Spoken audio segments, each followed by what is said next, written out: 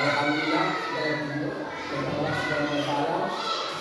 Bapak Ibu, pada hari ini saya akan menyampaikan tentang nilai positif di sekolah kita, di mana nilai positif ini diterapkan sesuai dengan apa yang dikehendaki oleh guru. Kita seorang guru di sekolah ini sifatnya adalah bukan untuk menentukan suatu tindakan, tetapi kita di sini dituntut adalah untuk bagaimana cara membimbing seorang guru. Di budaya positif ini banyak sekali hal-hal yang tidak sesuai dengan apa yang diharapkan oleh siswa dan tentukan dengan guru. Nah, budaya positif yang pertama di sini yang harus kita lakukan seperti kedisiplinan di dalam sekolah. Itu yang pertama sekali, yaitu sesuai dengan apa namanya yang akan kita sepakati, guru datang tepat waktu. Itu yang pertama. Yang kemudian, jika kita sudah tepat waktu, kita bisa menyerapkan kepada siswa bahwasanya mereka pun harus tepat waktu ketika datang. Juga apa yang kita sepakati, ini perlu kita sepakati dengan mereka sesuai dengan apa namanya keadaan yang di tempat tersebut, di lingkungan tersebut. Artinya kesepakatan ini harus kita sepakati dengan semuanya. Yang pertama sekali, misal pose jam 10, jam 10 tepat kita pose. Kemudian ketika datang setelah masuk mereka kepada lokal, yang pertama sekali kita harus mengadakan yaitu yang pertama baca doa, kemudian membaca ayat pendek dan yang lainnya. Coba deh.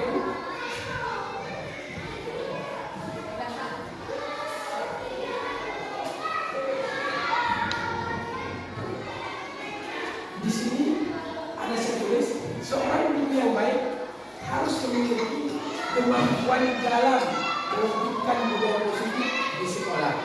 Budaya positif tersebut dapat dilakukan dengan menerapkan konsep-konsep inti seperti disiplin positif, memahami motivasi perilaku manusia,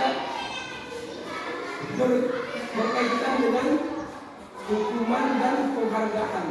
Posisi pengurus seorang guru membuatkan keyakinan sekolah, kelas, dan peran segitiga institusi dalam penyelesaian masalah. Nah, di sini banyak hal yang harus kita laksanakan. Yang pertama di sini sudah dijelaskan tadi, yaitu tentang budaya positif tadi. Kemudian menerapkan sebuah konsep-konsep yang intinya adalah memajukan sekolah tersebut. Bagaimana caranya? Nah, kita di sini dulu membahas tentang itu. Kita sifatnya harus melihat bagaimana caranya kita menghadapi sebuah apa namanya sebuah kemajuan kehidupannya yang diinginkan. Sifatnya guru itu sifatnya adalah mendidik, melayani, menuntut. Bagaimana caranya? Antara guru kita sepakati kesepakatan itu ada di guru yang pertama. Kemudian setelah kita sepakat antara guru dan guru, baru kesepakatan itu akan kita sampaikan kepada guru. Bagaimana seharusnya, apa yang kita lakukan, bagaimana caranya, itu tergantung kepada kita sama-sama. Silakan coba lihat.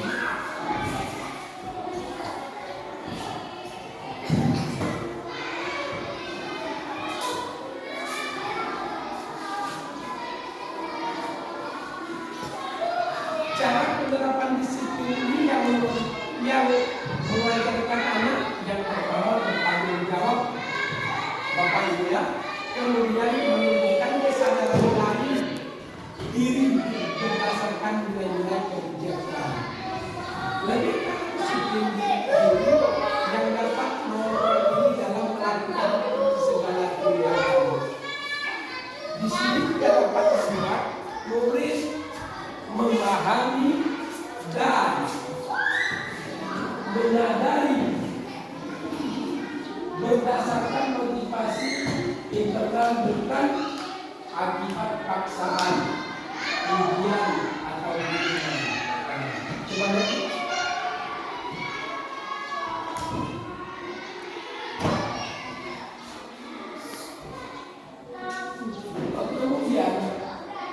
aman, dan tentram di dalam melaksanakan sebuah motivasi perilaku manusia itu untuk menghindari ketidaknyamanan lingkungan. Kemudian yang kedua, untuk mendapat imbalan penghargaan dari orang lain. Yang ketiga, untuk menjaga orang yang mereka inginkan dan menghargai diri sendiri, nilai-nilai yang mereka percaya. Artinya kita di sini paham bahwasanya motivasi apa yang harus kita lakukan terhadap kemajuan tersebut. Dan kemudian yang di sini yang perlu Bapak Ibu adalah hindari hukuman dan pemberian kepada yang tidak bersalah. Artinya begini, menghindari hukuman ini jangan semata-mata kita seorang pemimpin, seorang manajer memberikan hukuman sebenarnya terhadap anak jauh dari Allah. Nah, bagaimana caranya kita harus mengkonsultasikan bagaimana yang sangat baik kerjasama berkolaborasi sesama guru, bagaimana baiknya mengatasi sesuatu bijak atau kebijakan timbulan negeri ataupun hasil kolaborasi dengan para guru.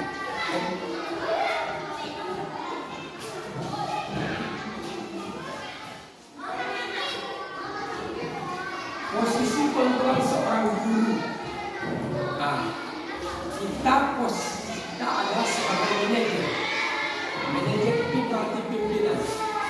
Guru membuat sesuatu bersama murid, mempersilahkan murid, mempertanggungjawabkan perilakunya, kemudian mendukung murid agar dapat menemukan solusi atas permasalahannya sendiri.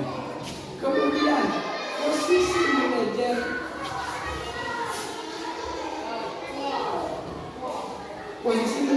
itu harus sifatnya berpihak, menjadikan murid sebagai manajer berbagi dirinya sendiri sehingga tercipta identitas positif berhasil.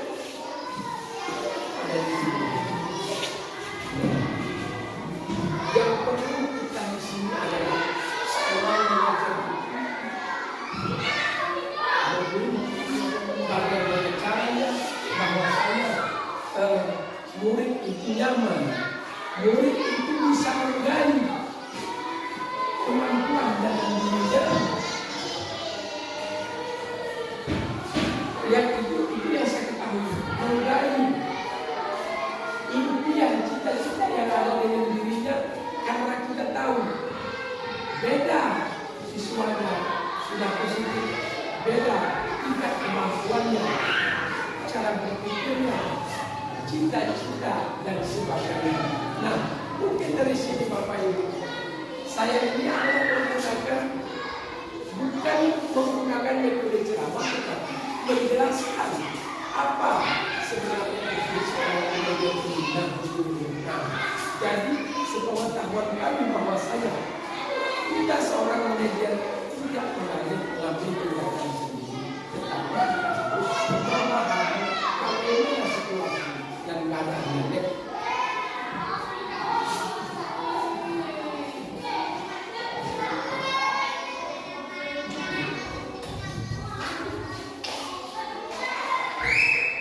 Keyakinan sekolah atau kuliah, guru berperan dalam mewujudkan terbentuknya keyakinan sekolah kelas dengan adanya kesepakatan antara guru dan murid. Keyakinan sekolah atau kuliah berupa pernyataan universal yang mudah dilihat, dipahami, dan harus diterapkan di lingkungan sekolah. Apa yang harus kita sepakati, apa yang perlu kita buat, kita sepakati. Jangan mengambil tindakan itu sesuai maksud dan tujuan kita artinya memaksakan kehendak diri daripada apa yang seharusnya dilakukan. Kemudian di sini ada segitiga dalam penyelesaian masalah. Kan sudah ada pertanyaan di sini di mana ketika kekurangan daripada ini, Allah sampai mengenai ini apa kekurangan daripada ini? Karena tulisannya tidak begitu jelas. Sedikit saya membacakan guru atau ibu yang membacakannya. Di situ kan jelas.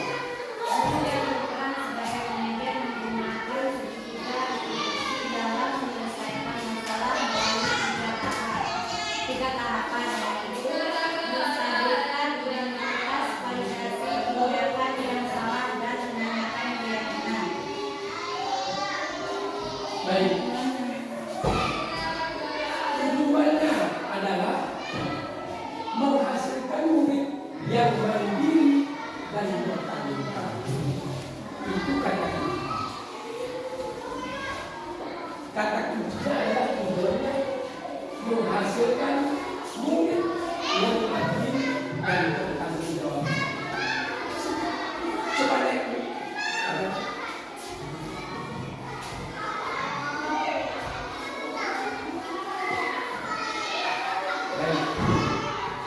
di sini kita paham bahwa dalam keyakinan kita itu adalah ada budaya positif, psikologi dihajar di antara kita sudah tahu semua bahwasanya bapak pendidikan itu adalah bapak ajar belajar.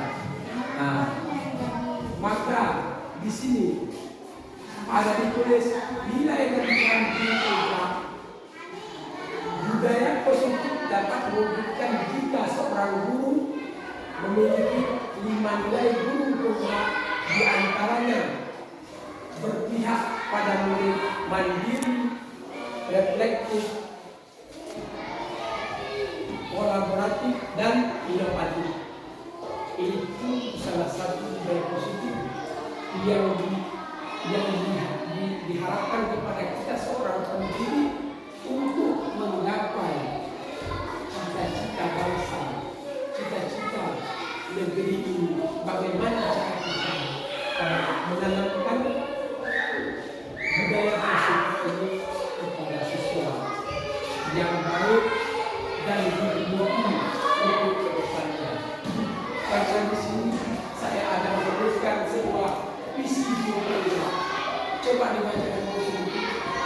Salah satu perubahan yang diinginkan sesuai dengan visi guru penggerak adalah terbentuknya budaya positif agar diperoleh sekolah yang nyaman, aman, dan berpihak pada murid. Untuk mewujudkan visi guru penggerak disebut dengan pembuatan prakarsa, perubahan sesuai filosofi KHD dan profil belajar Pancasila.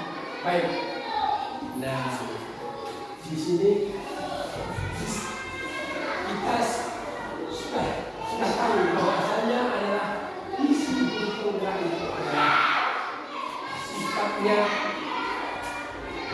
mendukung, menggerak, tergerak dan menggerakkan di sekolah ini apa yang harus kita buat supaya sekolah kita ini maju sama seperti sekolah-sekolah yang ada di dalam kita.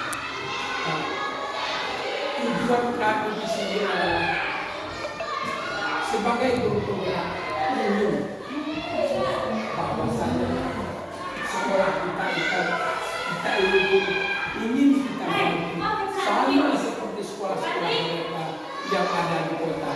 Memang kita adalah di daerah pelosok, di daerah pegunungan, tetapi belum tentu lebih baik punya mereka daripada kita. Kalau kita mau, kalau kita yakin seorang guru yang seharusnya memang tidak dari daerah pegunungan ini lebih daripada mereka. Bagaimana caranya? Mari kita bergerak bersama Bapak Ibu. Nah, itu yang kita ketahui. Mari kita bergerak bersama untuk menuju Indonesia, untuk menuju murid-murid kita itu menjadi murid yang handal, yang top untuk kedepannya. Itu kuncinya ada sama kita dan kolaborasilah sesama kita dan bagaimana cara kita melakukan kolaborasi.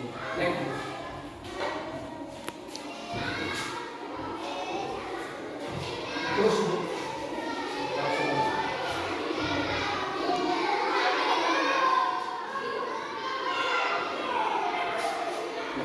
di sini kita paham orang di kalian bahwa saya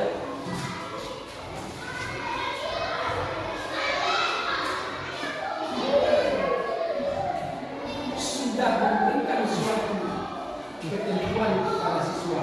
Bisa kita memberikan sesuatu kepada seseorang berarti kita berharap supaya dia bisa maju.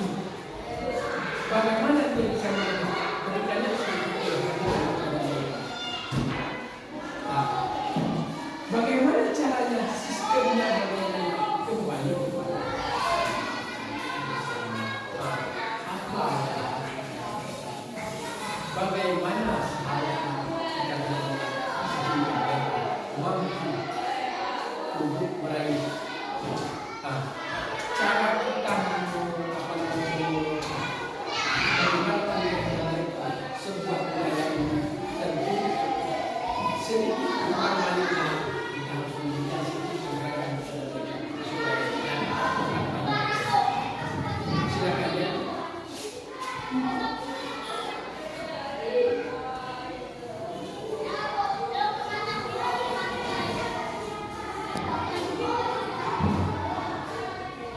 Terus akan kita lakukan supaya di sini ada sebuah perubahan setelah mempelajari menurut saya ini saya menerapkan posisi dan menyelesaikan masalah permasalahan saya menjadi sangat tenang dan saya mulai menjadi pentingnya komunikasi yang efektif. Kesimpulannya bahwasanya bagaimana cara kita untuk bergerak itu tergerak dulu dari hati kita dan bagaimana menyelesaikan masalah perlunya komunikasi sesama kita. Apapun permasalahannya selesaikan bersama. Bagaimanapun tujuan kita supaya ini menjadi baik kepada adalah jangan memikirkan sendiri, tapi perlunya komunikasi yang efektif sesama kita dan sesama murid dan kepada murid. Yang ujungnya adalah maju bersama pasca Indonesia. Terima kasih.